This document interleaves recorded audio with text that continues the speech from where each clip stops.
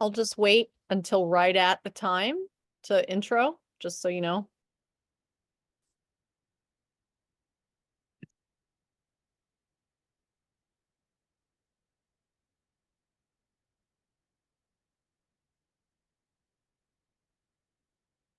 Just as quick information for everyone who's joining us, if you haven't been to the sessions yet, when you want to ask a question, use the raise hand function. That'll raise your hand and we can call on you to unmute. And we do have translation in process. So if you want to see captions in whatever language you choose, go to the show captions and choose your caption language. And it can be different for every single person in the room. Doesn't cause a problem for anyone else.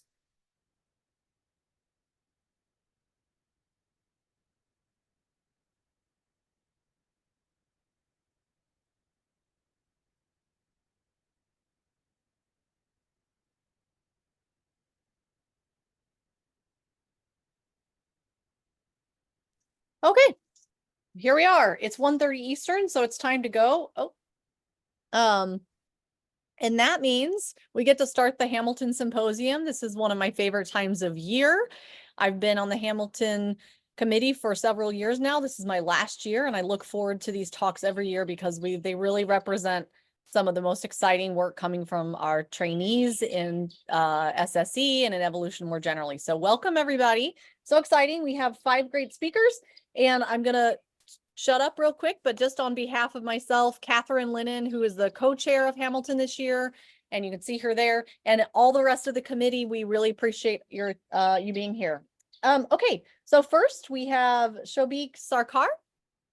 Go ahead and share your screen, and for those who missed it, who may have come in just a minute ago, I'll put up a little yes on my face at 12 minutes, and then a little no to tell you you need to be done at 14. Okay, take it away.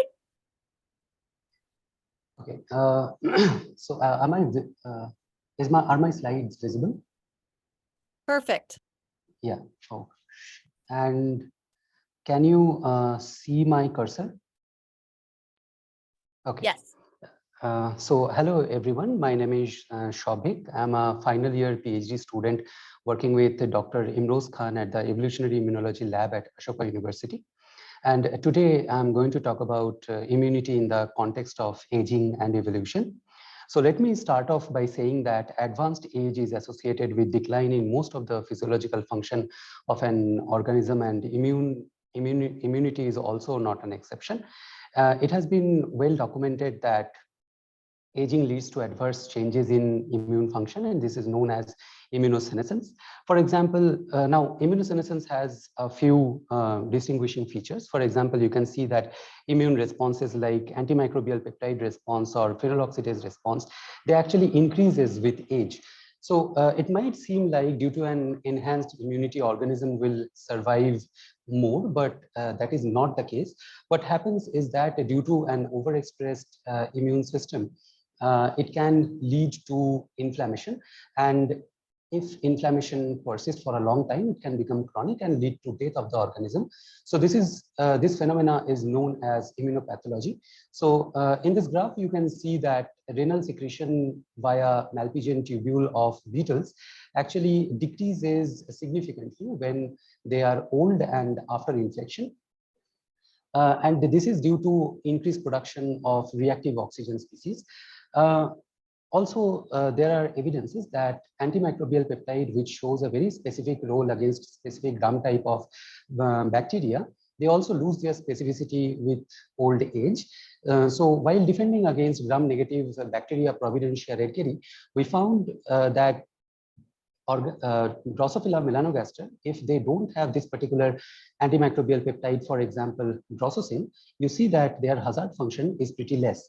So hazard is the proportion of individuals who are dying after an infection as compared to control at a unique time. When flies did not have a Mechnik-Oing, then also their hazard is pretty low. So that means that there might be any other antimicrobial peptide which is functioning against defending against Providentia redkeri infection. But when flies do not have dipterosin, you see that their hazard function is actually goes pretty high. So that means dipterosin acts very specifically against pre-hereditary infection. This particular fact is substantiated by this particular result, where flies, if they don't have any antimicrobial peptide but only dipterysin, you can see that their post-infection survival is rescued. So we can say that flies show a dipterysin specificity against pre-hereditary infection at a young age, but at an old age, no matter which antimicrobial peptide they have or don't have, all of them actually succumb to infection. Now, all of these fact boils down to this particular result, that there is increased susceptibility to infection at an old age. Now, so immune function, which actually helps the host in defending against invading infection, is also subjected to age-dependent deterioration, and enhanced immunity can cause inflammation and lead to death of the organism. So now the question is, if all these features of an aging immunity are maladaptive, why are not they purged by the force of natural selection and persist ubiquitously in the population? And can we explain this by the classic evolutionary theory of aging? So evolutionary theory of aging suggests that before the start of reproduction, the strength of natural selection is so high that it does not allow many harmful deleterious allele to accumulate in abundance in the population. But after the onset of reproduction, the strength of natural selection steadily declines until it hits the last stage of reproduction. It is also known as the fecundity plateau. And theory suggests that organism starts to age from the onset of reproduction. Now, keeping this in mind, what Michael Rose and colleagues have done is that they shifted the timing of when an organism will reproduce.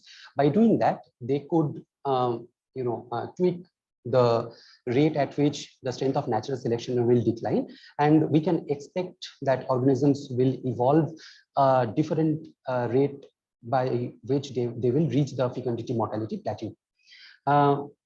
So what they did, they used Drosophila melanogaster. They allowed one group of Drosophila melanogaster to reproduce and contribute to next generation just after their eclosion. And you can expect that the natural selection will decline at a much faster rate. With another group, they allowed the flies to reproduce and contribute to next generation 14 days after their eclosion. And you can expect that natural selection will decline at a much slower rate. So after several generations of selection, they found out that early reproducing population are actually aging much faster, and they have a total lifespan of around 40 days, whereas the delayed reproducing Drosophila, they have a total lifespan of around 60 days, and they age much slower.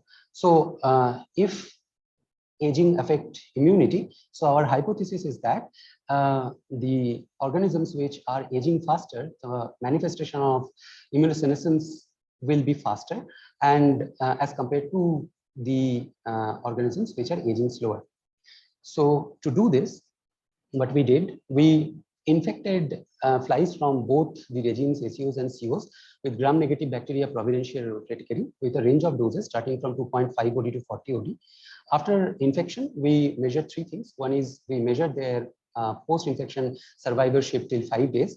We also measured their bacterial load 12 hours post-infection, and we also took subset of flies for the transcriptomics assay. Now, since ACOs and COs, they have a very different rate of aging and they have a different lifespan. So in order to have a comparison between these two, what we did, we measured their percentile lifespan in order to have a comparison between them. Starting from 1 percentile, which is the reproductive window of ACOs, 20th percentile, which is the reproductive window of COs, and 80th percentile when both of them are aged. So what did we find?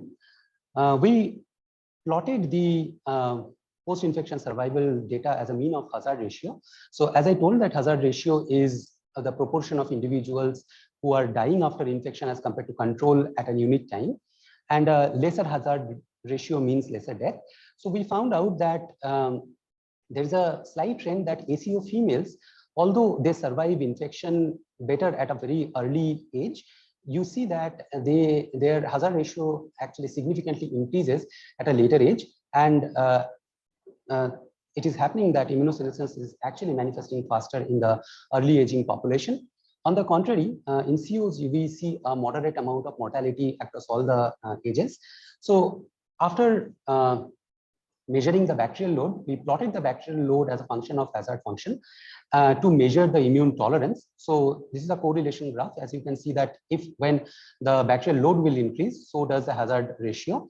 And the slope of the line will give you a measure of tolerance. A lesser slope means a higher tolerant genotype.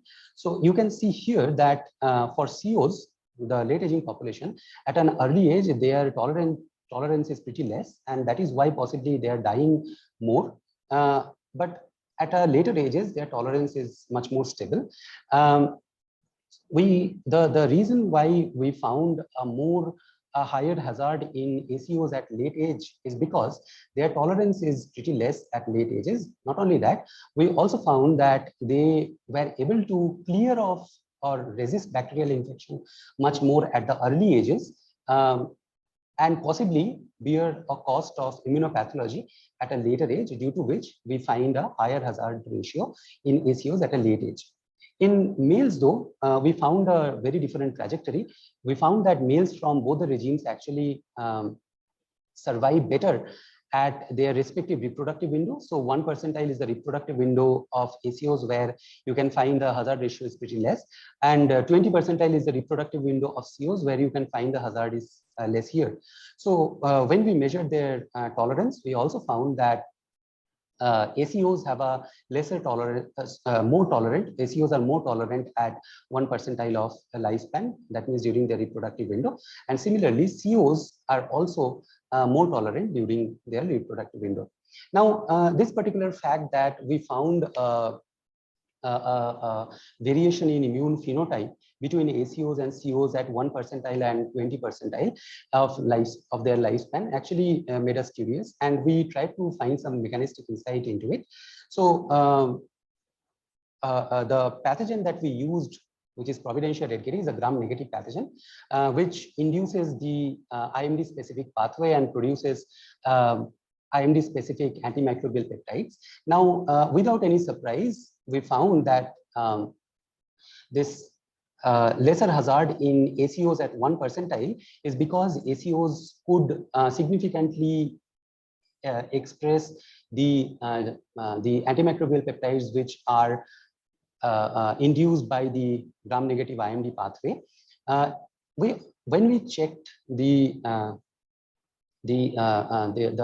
response of these antimicrobial peptides and their regulators in CO at 1 percentile, we found out that although these expression level is quite comparable, but still we find that COs are dying more. This is because of a higher or overexpression of non-specific toll-mediated antimicrobial peptides, which are expressing much higher as compared to ACOs in COs at 1 percentile. And interestingly, when we went ahead and find that COs have a lesser hazard at 20th percentile of lifespan, this is because they could regulate the expression of toll-specific IMDs at a later age, and of course they could express the IMD-mediated antimicrobial peptides and their regulators at a substantial amount.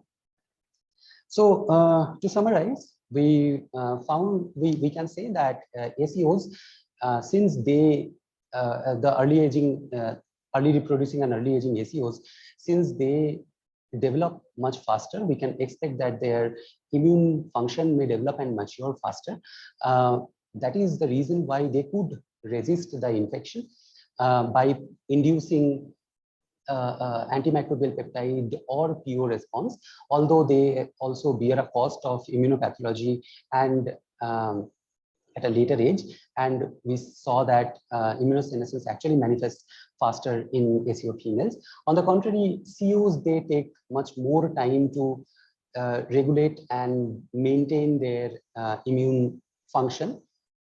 And since they have to reach, they have to maintain their body condition till they reach the age of reproduction, they don't usually bear, they don't usually rely on a costly immune resistance mechanism, but they rely on the immune tolerance mechanism. So I would like to thank the committee members for allowing me to present my work. I also thank Bishajit, Dipendra, and Imroz for their support in this particular experiment and also their inputs. And I thank the other members of the Evolutionary Immunology Lab, the Ashoka University, and other funding bodies. And now I'm open to questions. Thank you.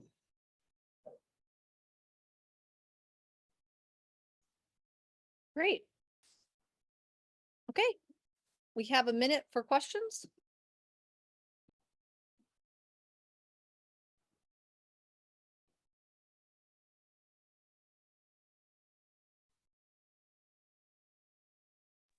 And I believe protocol is to put in the, okay.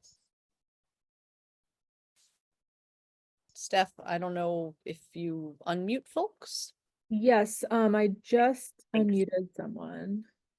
Moreno, are you able to ask your question? Yeah, I think the camera doesn't work, but if you can hear me. I can. We can hear you. Okay, so first I have more of a comment, just to think if you consider that, and then like something that I think I didn't totally understand. So you're just modifying so are these flies being selected for early or later reproduction, or you just took the Yes. ones?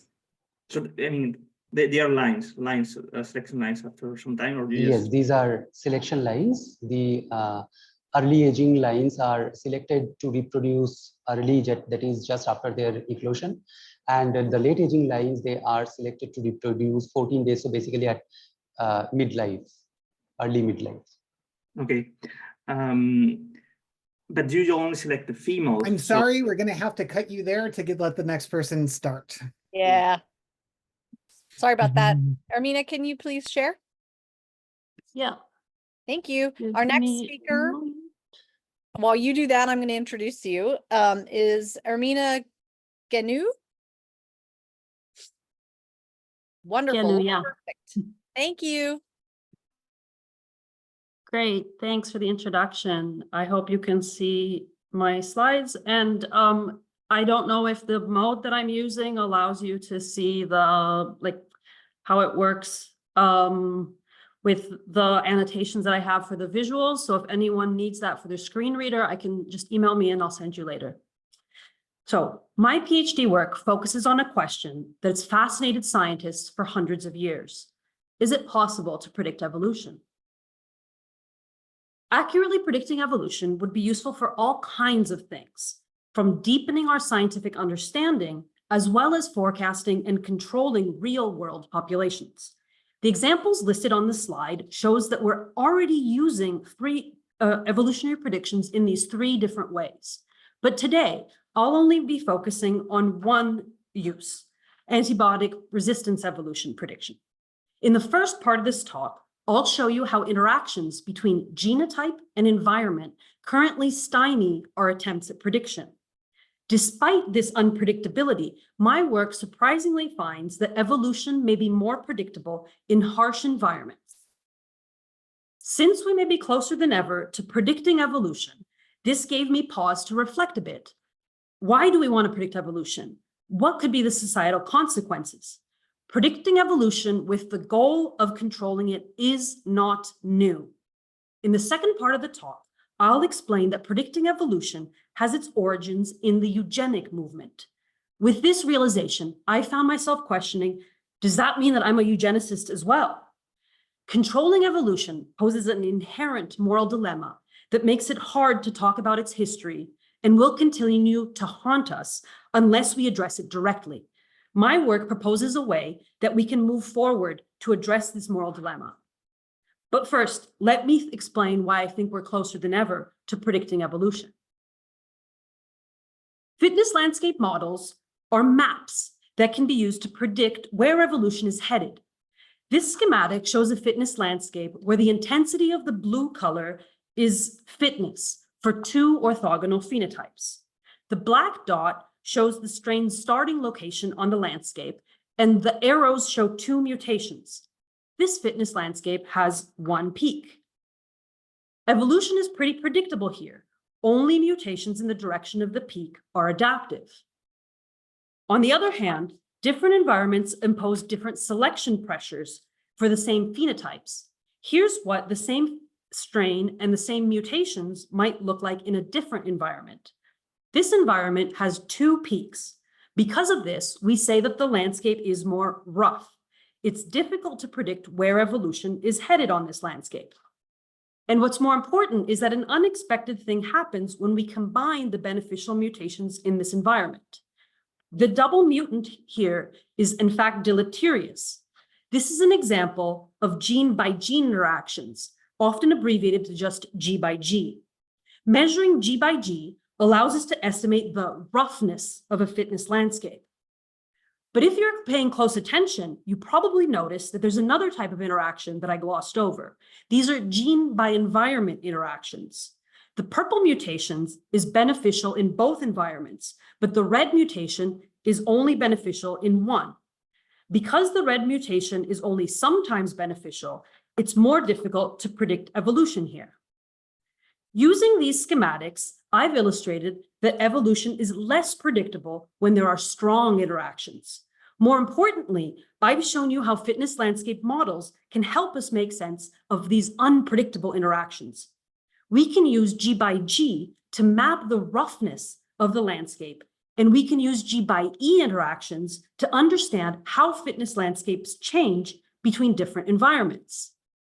And that brings me to the question of my PhD thesis. We wanted to understand, how do fitness landscapes change between ecologically relevant environments? We reasoned that bacteria like E. coli may encounter heat and antibiotic together in a patient that is experiencing a fever and has been prescribed antibiotics for their infection. We're interested in looking at categorically different variables like heat versus antibiotic, as well as quantitatively different variables like different temperatures and different concentrations along a gradient. We wanted to map what this fitness landscape looks like for E. coli as it adapts using random combinations of mutations. To do this, we selected the category of mutations that is most often used by E. coli for rapid adaptation, gene knockout mutations. We combined these knockouts, we selected knockouts that are naturally segregating in wild populations and that do not interact with the other gene that we mutated, that's RNA polymerase B. We combined these knockout mutations with non-synonymous single nucleotide polymorphisms that conferred different degrees of antibiotic selection resistance. This schematic shows you the combination of single and double mutants that we created between both classes of mutations. There's 24 different genotypes in total. Then we mapped the fitnesses of these 24 genotypes in 12 different environments using a gradient of rifampicin antibiotic and high temperature.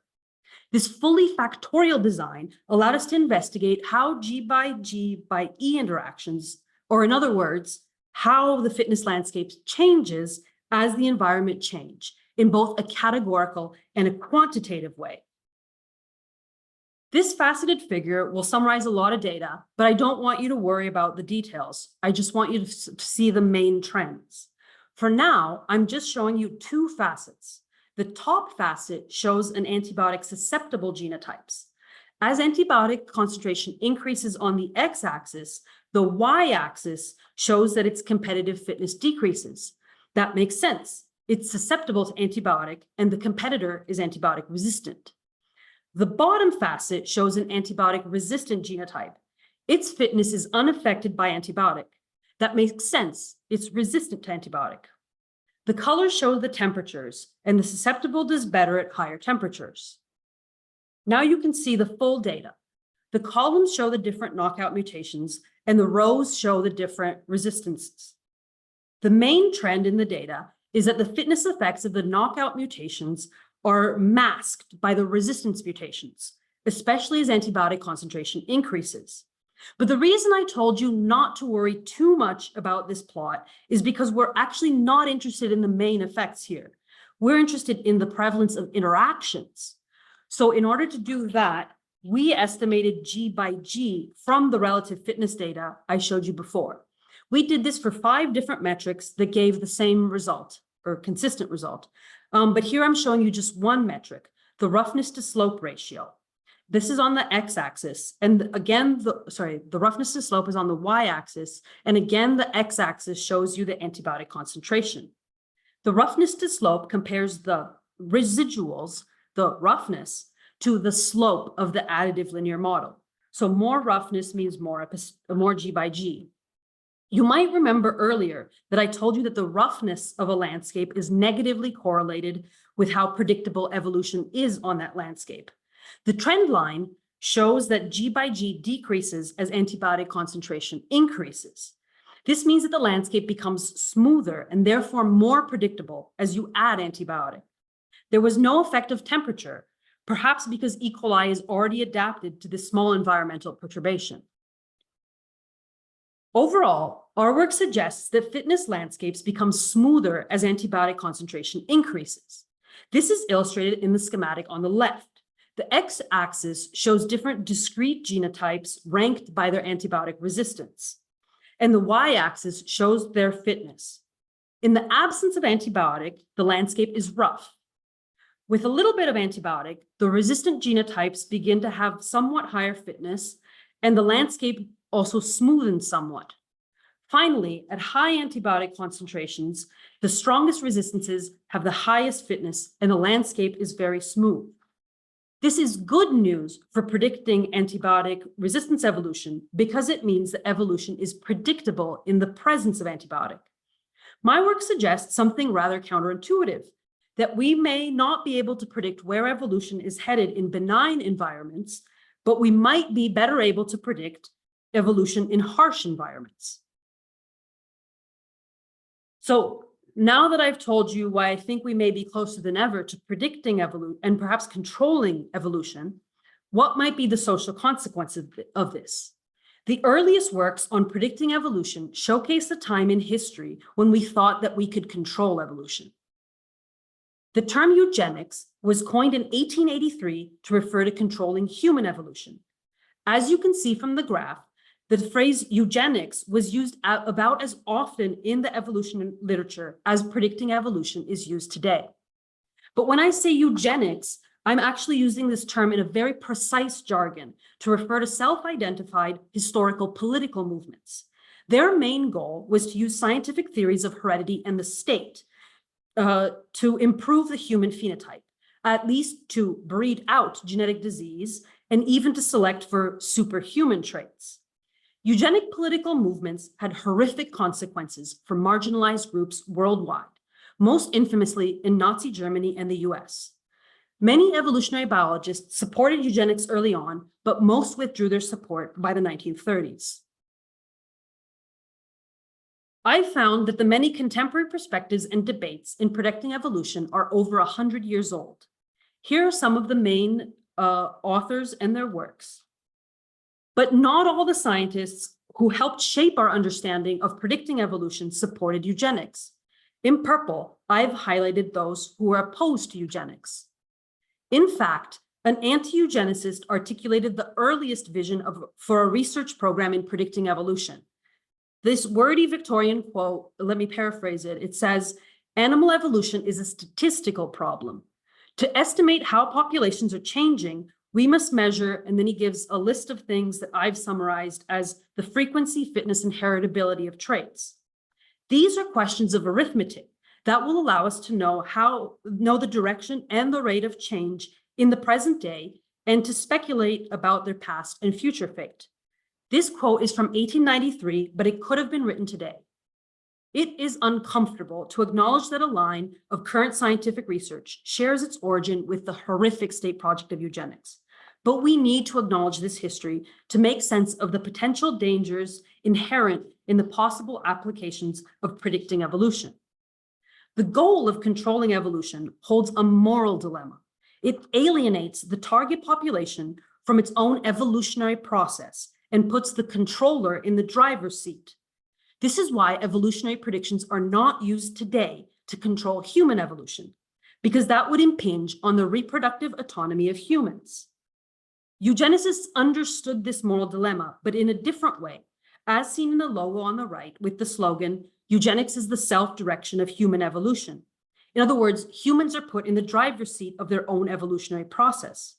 The optimism of this slogan highlights that eugenicists held a different moral lens than our own. The moral lens is used to decide who is the target population and how control will be implemented. Our current moral framework resolves the dilemma by prioritizing the autonomy of all humans while not considering the autonomy of other beings. As biologists, we might agree that we care little about the autonomy of viral and bacterial populations that cause human disease, and so should control these populations. But the moral issue of controlling evolution concerns more than just biologists. It is our duty as experts to communicate this dilemma clearly so that the conversation can involve other subject experts like ethicists and stakeholders, as well as society.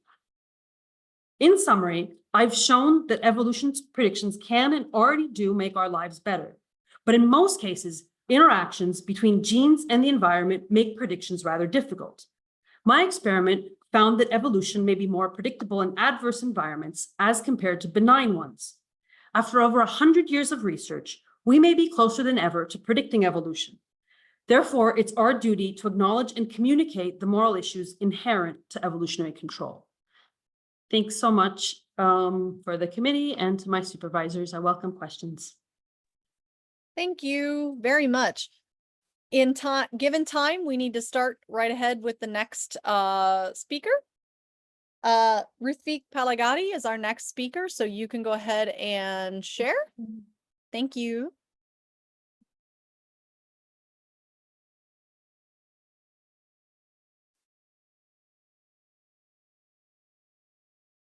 That looks great. Go ahead. Perfect. Can you hear me? Can I get a thumbs up? Cool. Perfect. Hi, everyone. My name is Ruthvik, and today I'll be presenting my first master thesis that I defended a few months ago. And it's basically a comparative study that looked into the importance of social system as an evolutionary predictor of body size and plumage color in birds. Now, like most good evolutionary tales, we start with Darwin and the idea of sexual selection, which acts through two mechanisms, be it within the sexes or between the sexes. Now, this has been attributed to explain elaborated traits or ornaments like the Indian peafowl here, where the male is significantly more elaborated in terms of color and also ornaments as compared to the female. And this basically, this difference in the sexual selection levels between males and females could be attributed to the reproductive skew theory, which basically is the variance in reproductive success. Now, let's understand that using a simple plot of a high reproductive skew in males. Here, what you see is a histogram of number of mates per male. And we see that a very few number of males mate with the most number of females, whereas most males do not mate at all. Now, that leads to a higher selection pressure due to this high reproductive skew. Or if we put it in very naive terms, to a higher selection pressure to be the individual that mates with the most number of females. Now, this increase in selection pressure essentially translates to elaboration of traits. Let's understand that using two more examples. First, on the left, we have the Indian peafowl again, which is traditionally a polygynous species. And we can see that males have a higher variance in reproductive success, which is denoted by the red line, whereas females have a very low variance in reproductive success. Now, this higher variance in males leads to a higher selection pressure and therefore more elaborated traits. Whereas in other seabirds, for example, males have low levels of variance in reproductive success and is comparable to females. Therefore, they end up looking duller and similar to the females. Now, there might be several reasons on why that could why that's the case, but especially specifically here in the albatross that you see on the right side, the males provide parental care, and then this basically decreases the reproductive skew due to their increased investment in their partner. Parental care is a key term here, and specifically cooperative breeding, because in cooperative breeding, conspecifics help raise offsprings that are not their own, even sometimes while foregoing their own reproduction. Now, when compared to a traditional polygynous mating system where only males have a higher reproductive skew, in cooperative breeding, both males and females have a higher reproductive skew. Now, what that translates to is both males and females being ornamented and looking similar to each other. Therefore, this has implications on patterns of dichromatism and dimorphism, which is basically the difference in traits, be it color or body size, respectively, between the two sexes. Of course, there have been a lot of studies which have tried to kind of find this sort of a pattern, but there has been no consensus. For example, a few studies have shown that cooperative species are less dichromatic and dimorphic when compared to their non-cooperative counterparts, whereas some species, some studies have shown that, comparative studies have shown that cooperative species are actually more dichromatic and dimorphic. And a few others have found no statistical support for a pattern. Along with our collaborators and the access to a very huge data set, that begs us to ask the question, what is the importance of social system as an evolutionary predictor of plumage and body size, and also the patterns of the difference between the two sexes? Before we move into answering that question, let's look at our predictions, which are based on the theory that I just presented, and this will help us put our results into a better perspective. What you see here is trait value plotted against three categories of social system, which I'll get into a bit later. But the important point is that the female cooperative breeders are expected to have a higher trait value than their non-cooperative counterparts, and that is because of the higher reproductive skew, whereas males are expected to be more or less the same. Now, what this leads to is this change in the patterns of differences between the two sexes, where the cooperative species end up being lower, having lower levels of dichromatism and dimorphism when compared to their non-cooperative counterparts. In order to see if that was really the case, we used Bayesian mixed models to analyze color and body size for around 3,000 species of passerines while controlling for their latitude and phylogeny. Now, latitude is a very important variable here because color and body size has been shown to covary with latitude. There have been clear latitudinal declines, and also latitude to some extent controls for the environmental determinants of color and body size. Now, for color, we used this robust metric that's called a convex hull volume, which basically gives us this volume that is a representation of the colorfulness of a species or an individual. And this metric also takes into account the avian visual system, which is great. For body size, we use wing length as a proxy. We also ran a separate set of models where we actually calculated dichromatism and dimorphism to analyze the patterns of difference between the two sexes. Now, historically, or in previous studies, cooperative breeding has been classified binarily into non-cooperative and cooperative breeders, whereas parental care and reproductive sharing actually sits on a continuum. And in order to move towards that continuum, we divide social system of species into three categories: non-family living, family living, and cooperative breeders. But what do these categories really mean? Let's dig into them. For non-family living, we see that there's the parent-offspring associations which do not extend beyond nutritional independence. In family living species, they do.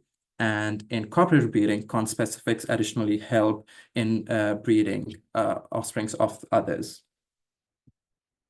Looking at our results, first we have the evolution of basically we modeled the evolution of social system, and we found family living to be an important intermediary level in the evolution of cooperative breeding.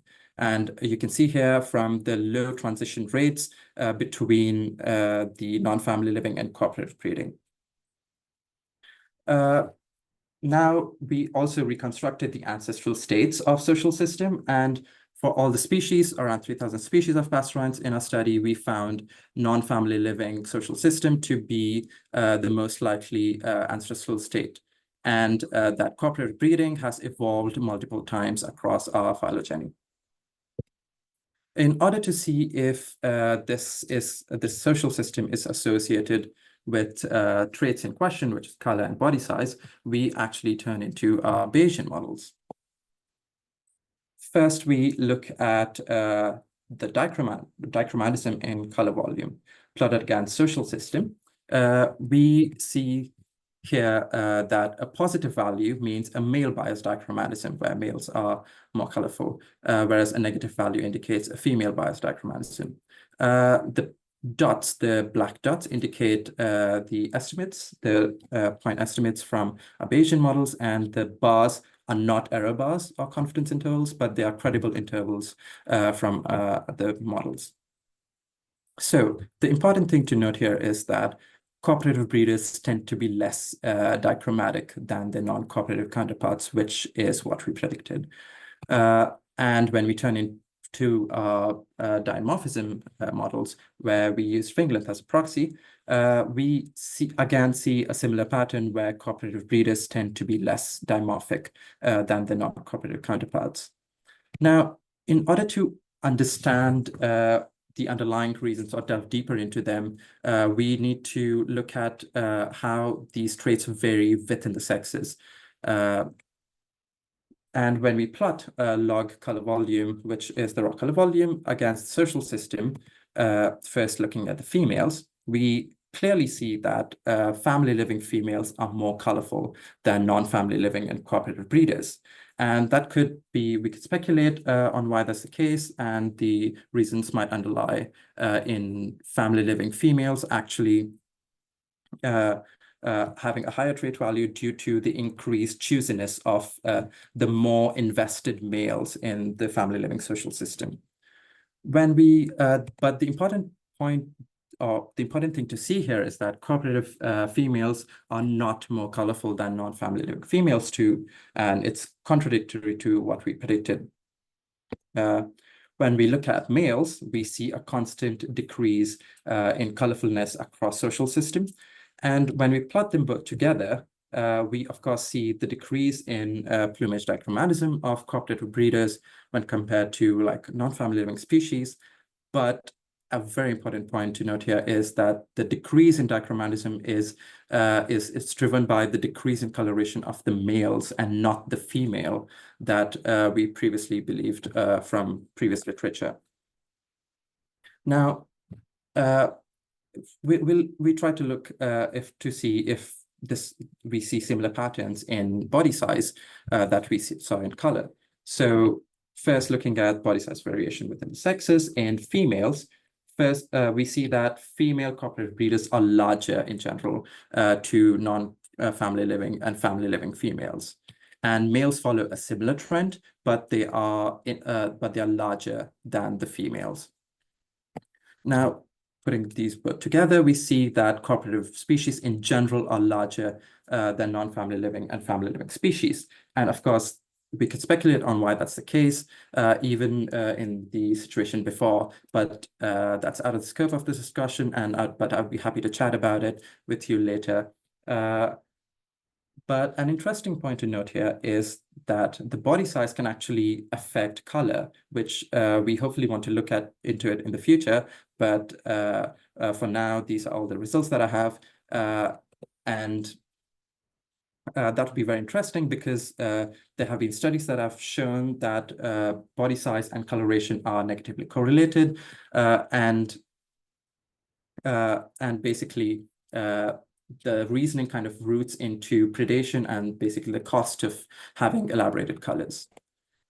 In general, what we try to do with this study is to move a step closer towards establishing common ground on global patterns. dichromatism and dimorphism, where we showed cooperative species to be less dichromatic and dimorphic as compared to non-cooperative counterparts.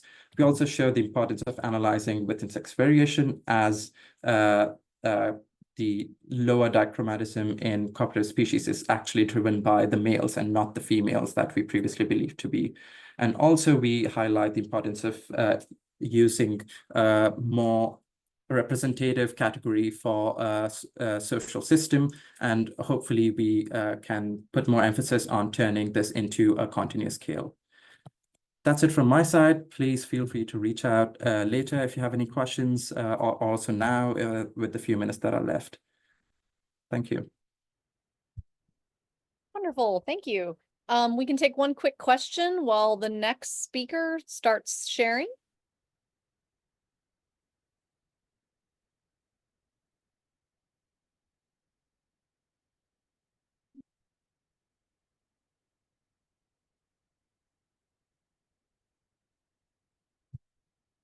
Okay, I don't see any hands, and in the interest of time, let's keep moving. Next, we have Brian Lurch. Take it away, Brian. All right, thank you all for coming out today. I'm going to be telling you about a series of projects on the evolution of same-sex sexual behavior. So we'll start with the fact that same-sex sexual behavior, which I'll refer to as SSB, is really widespread. As you can see, based on all these pictures, it occurs in a wide range of taxa. Despite the fact it's so widespread, it's been really neglected historically from evolutionary studies. And I think a big reason for this neglect is the kind of narrow perspective that researchers have tended to take. This quote kind of exemplifies that. Researchers are quick to point out that SSB doesn't result in reproduction. Really often it's referred to as an evolutionary paradox. The fitness costs of SSB are stressed. So what I really am going to do with the rest of the talk is kind of assess whether or not this is a reasonable perspective to be taking when we think about the evolution of SSB. So to start off with, we're going to develop a mathematical model that will allow us to assess kind of in an abstract sense when we might expect SSB to occur. In this model, we have two sexes. The first I'll refer to as the searching sex, and the second I'll refer to as the targeted sex. The searching sex is able to differentiate between the sexes and might attempt to mate preferentially with the targeted sex. This sex discrimination is assumed to carry a cost. You could think of that like a search cost. On the other hand, the searching sex might mate indiscriminately, like the one with the white S, in which case members of the searching sex will attempt to mate equally with any conspecific. The targeted sex, on the other hand, might or might not signal that they are a target, provide some signal or cue that identifies them as a member of that sex. In cases where the targeted sex does not signal, searchers will not be able to discriminate and preferentially mate with non-signaling targets. And again, we'll assume this signaling carries a cost. So this model is relatively simple, and we can look at what the optimal strategy is in terms of sex discrimination. That's what we'll do here. The horizontal axis is that cost to discriminating. The vertical axis is the strength of that signal from the targeted sex. Lighter colors will correspond to stronger sex discrimination. And what we see is that under a wide range of conditions, indiscriminate mating, not biasing mating attempts towards the opposite sex, is actually the optimal strategy. And anytime you get indiscriminate mating, then you would expect the proportion of matings that are SSB, same sex, to be given just by the sex ratio. And you might have quite a bit of SSB, even with strong sex discrimination, if that target provides an imperfect signal. One key assumption of that first model is that the sexual signals from the targeted sex are fixed. They're not co-evolving with sex discrimination. You could imagine there's some sort of positive feedback that might occur between those signals and sex discrimination that might move the system away from indiscriminate mating. So that's the next thing we wanted to assess, coevolution with those signals. So we can use basically the same model as before, but now we let those signals evolve. Now the horizontal axis is going to be initial frequency of discriminators. So we'll have a binary, you either discriminate or you don't. Over on the right, all members of the searching sex discriminate. On the left, no members of the searching sex discriminate. The vertical axis then is the initial frequency of signalers. Again, it's binary. You signal or you don't. Up top, all members of the targeted sex are signaling. Down at the bottom, no members of the targeted sex are signaling. When we look across this range of initial conditions, we see two possible outcomes. When we have sufficiently many discriminators or signalers initially, you get the evolution of strong sexual signals and strong sex discrimination, which is the purple region. On the other hand, in cases where you have few initial discriminators or few initial signalers, then you get this evolutionary equilibrium of no sexual signaling and indiscriminate mating. And importantly, you can actually prove analytically that basically this green region always exists. The absence of sexual signals and indiscriminate mating is always a stable equilibrium, telling us that if we start close enough to no signaling and indiscriminate mating, then we'll stay there indefinitely. That last point has some interesting implications for thinking about ancestral states. It's been argued previously, and we tend to agree that indiscriminate mating is likely ancestral. Sex discrimination behaviors had to evolve. But what this tells us is that if both indiscriminate mating and no signaling was ancestral, then you would never get the evolution of sex discrimination, which of course has occurred, in many taxa. So what this might imply is that some detectable differences between the sexes arose as a byproduct of evolution of two sexes in the first place, in any case where you would see sex discrimination eventually evolving. So what these first two projects tell us are essentially that indiscriminate mating can evolve in many conditions. And as a result of that, it doesn't make sense to view SSB as a paradox. Rather, SSB should be thought of as an expected component of sexual reproduction. At the same time, these are really simple abstract models. And a lot of the work on SSB that's been conducted has been empirical. So the next thing we want to do is transition to thinking about whether we can use theory to inform or provide some new insights into some of those empirical mechanisms that have been observed as facilitating SSB in nature. The first example that I'll use is that of learned sex discrimination. So those past models that I talked about suggest that male biased sex ratios should lead to stronger sex discrimination in males.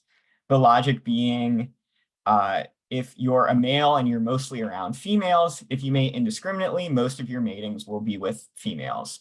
Whereas if you're around males, you'll need to discriminate in order to get many matings with females.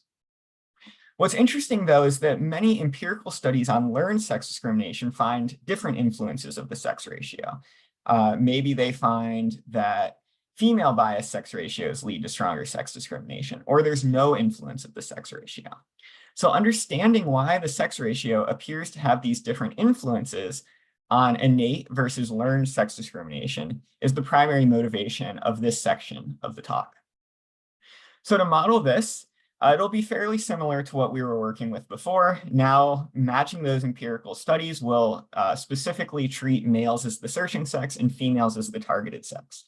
The first step, males will attempt mating based on some innate sex discrimination. After they attempt mating, they'll update their sex discrimination based on learning, and then they can attempt further matings with that learned sex discrimination. Those steps of mating and learning can repeat many times. In the model, we'll consider three possible strategies for how learning might work. In the first case, males will only learn from unsuccessful mating attempts with other males. In the second case, males will only learn from successful mating attempts with females. And in the third case, males will learn from all attempted matings.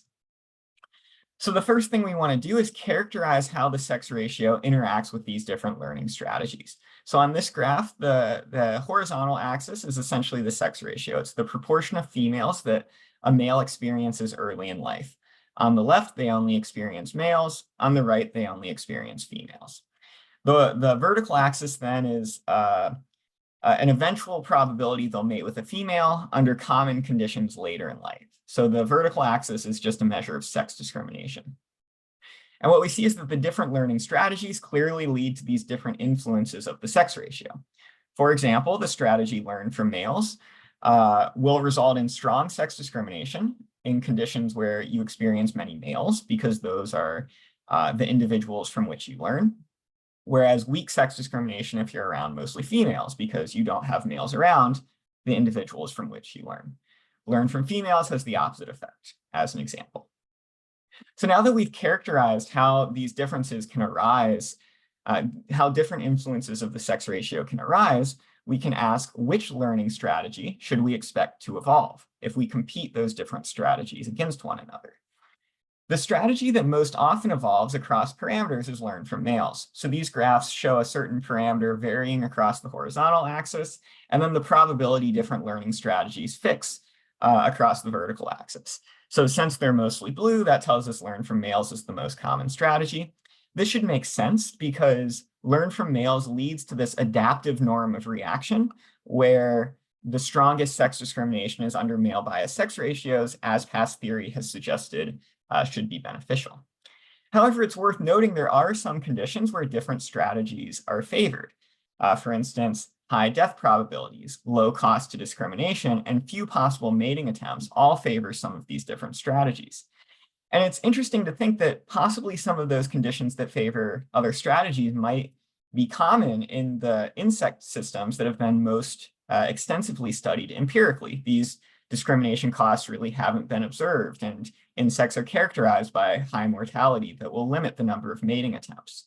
So kind of to summarize this portion of the talk, learned sex discrimination is one mechanism that might be accounting for SSB, and it's possible that this disconnect in the role of the sex ratio can really be understood thanks to the life history characteristics of the empirical systems that have been studied.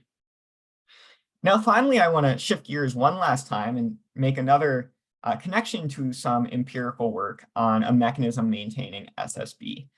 So it's been shown previously that there is a trade-off in many systems between total number of matings and sex discrimination. And we're going to try to model this scenario kind of from first principles, where we'll have males and females randomly moving around an environment, and each individual having what we'll call a masculinity score. Males will always have higher masculinity scores than females. When a conspecific is perceived by a male, the male will decide whether to mate based on masculinity scores. Lower masculinity scores correspond to higher probabilities of mating, and stronger sex discrimination means that the probability of mating drops off more quickly with masculinity. Under these assumptions, emerging from the model is this trade-off between mating rate and strength of sex discrimination. We didn't assume this. This is an outcome. Now let's look at the kind of evolutionary implications of this trade-off, first assuming that only male sex discrimination is evolving. Under these conditions, higher encounter rates lead to stronger sex discrimination. This is because at low encounter rates, the opportunity cost of missed matings is high, and as a result, that trade-off is balanced by investing more in increasing the mating rate.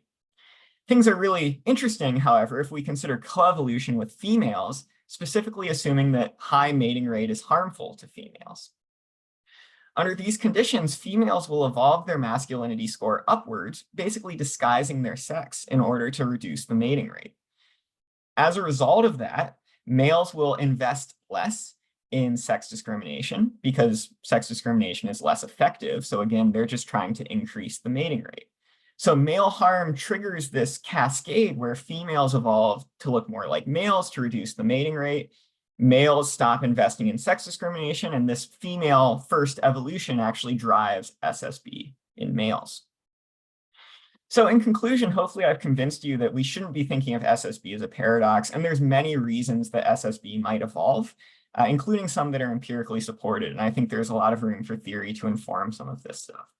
A lot of people to thank. I especially want to shout out my advisor, Maria Servideo, who worked with me on the first 3 projects, and then a collaborator, Ewan Flinham, who worked with me on the 4th project. I'll flash up the conclusions from each section, and I'm happy to take questions with whatever time I have. Wonderful. We have 2 minutes for questions.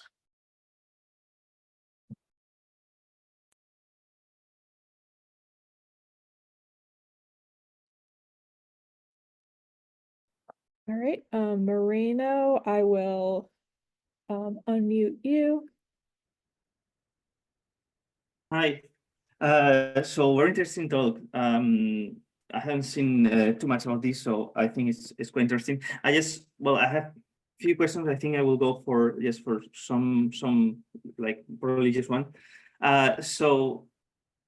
Did you consider how do they learn? I mean, if they have, for example, some pleasure when they mate. So in this case, that like sexual associated or mating associated pleasure will only evolve when there is need for learning. And how do you think that relates with, for example, the case of humans or maybe other animals? Yeah, so I didn't really have time to talk about it, but certain conditions are favorable for learning per se to evolve. So for instance, if you have like last male sperm precedence, so later mating males are more likely to sire offspring, then it's better to invest in learned sex discrimination versus innate sex discrimination. So that is like a component of what we looked at, but I didn't really have time to talk about it too much. Okay. Thanks. If I think we better move on. Sorry, Moreno. To keep right on time. We're back on time, so I'm going to stick with it. Thank you so much, Brian. And next up we have Autumn Peterson. All right, and can you guys hear me and see my screen? It's great. All right.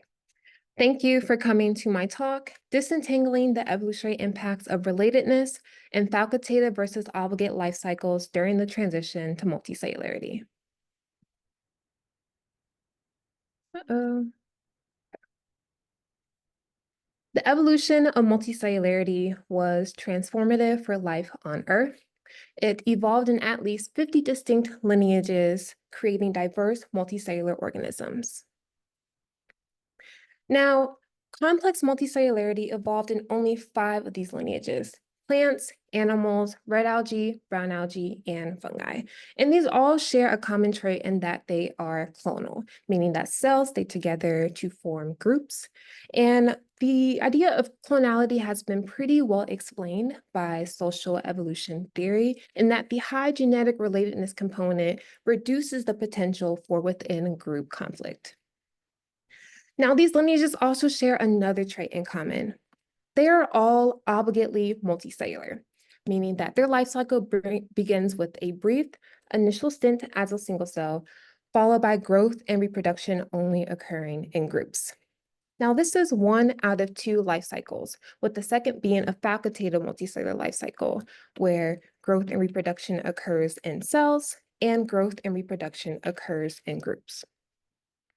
Now, looking at these 2 life cycles may actually be impactful, as the presence of a single cell stage may constrain multicellular adaptation by allowing for selection to act on single cell traits.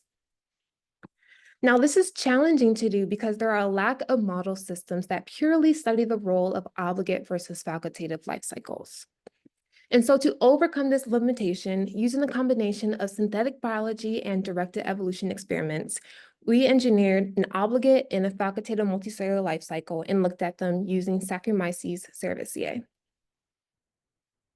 Now, our lab's main model system is snowflake yeast, and we currently have an ongoing evolution experiment that looks at groups in this obligate life cycle for thousands of generations. Snowflakes can be formed with the deletion of the ACE2 gene, and the obligate multicellular life cycle looks like your snowflakes. They reproduce by breaking off branches of cells and then continue on in that pattern for their life cycles. Now, in order to construct a strain that is capable of growing as a single cell and as a snowflake, the ACE2 gene was placed under LEX-A, which is a transcriptional activator that turns on and off the ACE2 gene via the presence or absence of beta-estradiol. When beta-estradiol is added into the media, the ACE2 gene turns on and the population grows as single cells. When beta-estradiol is absent from the media, the ACE2 gene is turned off and then the population grows as snowflakes. And so for the facultative multicellular life cycle, it features your single cell stage, and then some generations later, you have growth in groups. And just a reminder here that these groups, these snowflakes, they form via clonal development. Now, the single cell stage in the facultative multicellular life cycle may be more advantageous than the multicellular stage. And this is because there are more evolutionary units in cells compared to groups, and therefore natural selection may be able to act more efficiently on that single cell phase. Now, to visualize this, let's say we have a starting population, you have your cells, and you have your groups, and one group consists of 20 cells. Well, the effective population size of groups is then going to be 20-fold lower than the effective population size of single cells. And so the number of genetically distinct lineages decreases by the size of the groups. So plants, animals, even humans are going to be examples of effective population size that are pretty low. And so we currently have an ongoing long-term evolution experiment. And what we see is snowflakes evolving to be larger and tougher in size. And so two key mechanisms for that is one, the evolution of tetraploidy, which allows for increase in cell size. And then two, the evolution of cell elongation, which allows for the entangling of cells to build these tougher groups. Now, both of these traits are examples of group level traits, but they may come at a cost to growth rate. And so these might be costly in a single cell trait. And so if single cells have a greater effective population size than groups, and natural selection is able to act more efficaciously during the single cell stage, well, the presence of a single cell stage may actually constrain multicellular adaptation. And so I looked at 4 different life cycles, one that is purely unicellular, another one that is obligately multicellular, and then I looked at 2 facultative multicellular life cycles, one that spends 50% of its time as a uni, followed by 50% of its time as a multi, and that is called the U50M50 life cycle. And then one that spends 25% of its time as a uni and followed by 75% of its time as a multi, and that is a U25M75 life cycle. And the reason for this life cycle is I want to see whether or not a short unicellular phase has an effect on novel multicellular traits. Now, during the unicellular phase, there is a daily selection for faster growth. And then during the multicellular phase, there is a daily selection for both faster growth and larger groups.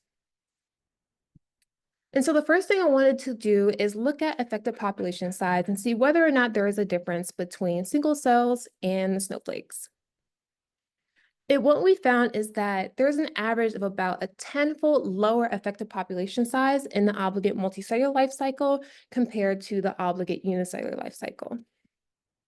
And what's also fascinating is that the facultative multicellular life cycles both have effective population size that coincides with what stage they're in their life cycle. And so for the U50M50 life cycle, the first 4 days are as a uni, and then you see it drop at day 5, where the next 4 days are as a multi.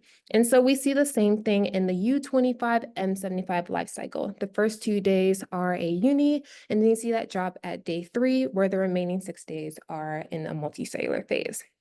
And so this result shows that not only there's a difference in effective population size between the single cells and the groups, but it also confirms that the facultative multicellular strain works. So now getting into the evolutionary outcomes of these different life cycles. The obligate multicellular life cycle has a much larger cluster size than the U25M75 life cycle. And so spending only 2 days as a single cell is making a huge difference, not only in terms of cluster size, but also cell size too. And so the obligate multicellular life cycle has much larger cells compared to the U25M75 life cycle. And ploidy may actually be the reason behind this. And so the obligate unicellular life cycle, the population starts as a diploid, and then over the course of 96 days, it remains diploid. Now, in the obligate multicellular population, it starts as a diploid and then evolves to tetraploidy as early as 56 days. Now, the U50M50 population starts as a diploid and remains diploid, but what about the U25M75 population that spends only 2 days as a single cell? Well, that population also remains diploid over the course of the 96 days. So only the obligate multicellular population evolves tetraploidy. And so some characteristics of tetraploidy and Saccharomyces cerevisiae are one, the larger cluster size, so larger groups, but also larger cell size too. And so, as I mentioned before, tetraploidy is an example of a multicellular trait that may come at a cost to single cells. And so I wanted to directly test this. So I looked at the relative fitness as selection rate constants, where R equals 0, to see how costly or beneficial tetraploids are in a unicellular and a multicellular background. So in a unicellular background, tetraploidy has a small cost of about 0.065 per day. Now, in the multicellular background, tetraploidy receives a large benefit of 1.17 per day. Now, taking these selection rate constants, I built a simple model to estimate the tetraploid frequency across the life cycle. So for the obligate multicellular life cycle, it's receiving that benefit for all 8 days. And then for the U25M75 life cycle, it's receiving that small cost for the first 2 days, followed by that large benefit for the remaining 6 days. And so I repeated this in the U50M50 life cycle and also the obligately unicellular life cycle. And what I found is that the obligate unicellular life cycle is the only population that sees a decrease in tetraploid frequency. Both facultative multicellular life cycles sees an increase in tetraploid frequency.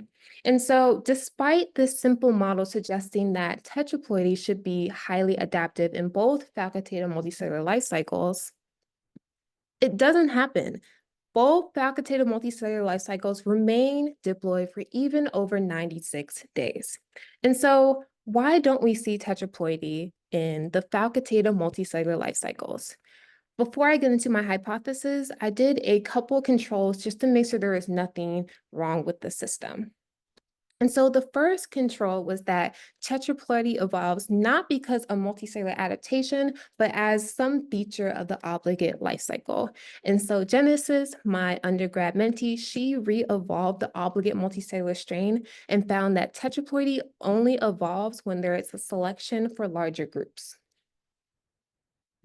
Another concern was with the strain itself and whether evolving tetraploidy impedes the alternation between the unicellular and multicellular phase. But however, that is not the case. With the tetraploids, once beta estradiol is added, the population grows as single cells. And so there's not an issue with the strain. So why don't we see tetraploidy in the facultative multicellular life cycles? We hypothesized that this is an invasion from rare problem. So let's say you have your starting colony that consists of one tetraploid there in green. And then over time, it grows in size. And so that one tetraploid becomes 4 tetraploid cells. But this is the clonal group, so it's still in that same unit. Well, during selection, only 1 out of 33 clusters are transferred each day. But let's say that this cluster was 1 out of 33 and it makes it to the next day. Well, once it alternates into the unicellular phase, selection is acting against the tetraploid cells. And so when you combine just the low population survival in multicellular phase and then selection acting against tetraploidy in the unicellular phase, the likelihood of tetraploidy persisting in the population is very low. And so I'm currently performing experiments to further test this hypothesis. Now, in summary, complex multicellular organisms are both clonal and they're also obligately multicellular. Now, there's a lot of work done on clonality, but little work examines the impact of obligate versus facultative multicellularity. And so we examined this by engineering a new model system and doing directed evolution experiments comparing the two. And so we found that the presence of a single cell stage constrains multicellular adaptation for 2 reasons. The single cell stage, where natural selection is able to act on single cells, may conflict with selection on multicellular traits. Furthermore, the unicellular stage is heavily weighted by natural selection. And so snowflakes and groups have a much lower effective population size. So even highly beneficial multicellular traits are difficult to evolve. And so overall, obligate life cycles removes the potential for selection to act on cells. And so this may explain why all lineages of complex multicellularity are also obligately multicellular. And so with that, I just want to say a huge thanks to all members of the Radcliffe Lab, especially Dr. Will Radcliffe himself and Dr. Anthony Bernetti, who is a research scientist. And then I want to thank SSC, HHMI, NSF, and CMDI for supporting me and my work. And with that, I will take any questions.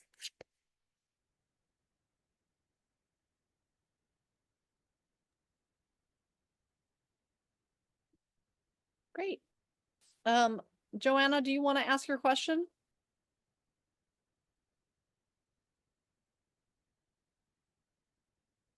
Or I can read it. Joanna says, how did you measure effective population size? Okay, sorry. And why do you think it is, oops, sorry, that's me. That's my timer. Why do you think it is causally important when what you are manipulating is the number of generations exposed to one kind of selection versus another, which should have its effect regardless of correlated effective population size impact? Also in the chat, in case you want to read it. Yes, I'm Along trying with- to, I think I'm gonna stop to share. There we go. So I wanted to measure effective population size. So we looked at the harmonic mean over the growth cycle. So I'm looking at the change in population size in the beginning of the cell cycle and then at the end of the cell cycle. And by doing this for over 8 days, I'm able to get a sense or estimation of the effective population size for all of the life cycles. I don't know if that's that answer. So the second part is, why do you think it's causally important? You know, because otherwise, if you've got, 10 generations of selection on one thing and 1 generation of selection on another, that'll affect both effective population size, and it'll just affect selection. Like it would affect selection even if it didn't affect effective population size. So I think the difference in effective population size, so like the single cells having a higher effective population size and natural selections acting more efficiently in that facultative life cycle, is you have your unicellular phase where it's heavily weighted, and then you have your multicellular phase where it's more affected by drift. And that's what we see. Even like the beneficial multicellular traits are not persisting in that facultative multicellular life cycle. And so you have, with the difference in effective population size, you have differences in the number of evolutionary units that selection can act on. Does that answer your question? We can talk about it later. Okay. Okay. Thank you so much, everybody, for attending Hamilton Session 1. We are now out of time, but we will be back for the next session and we'll see you then. Thank you, Autumn. Thank you, all the speakers. Wonderful.